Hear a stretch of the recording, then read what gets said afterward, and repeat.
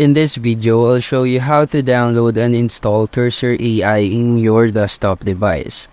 The first step is to head inside the Cursor.com website, and then after entering their website, you will see the download for free button here. I want you to click this button. Then it will download this application into our device. As you can see, it is now in progress. So just wait it to be finished. Now that we have finished downloading the application, you just need to click this and then click the setup exe file. It is now installing into our device.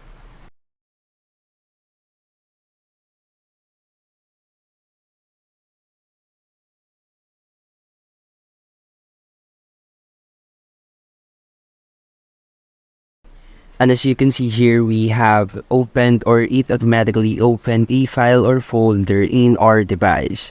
So you can use the Cursor.Ai by typing in Ctrl-K. First is you need to copy this code and then type in Ctrl-K. Then as you can see here, you can instruct it to change anything inside your code.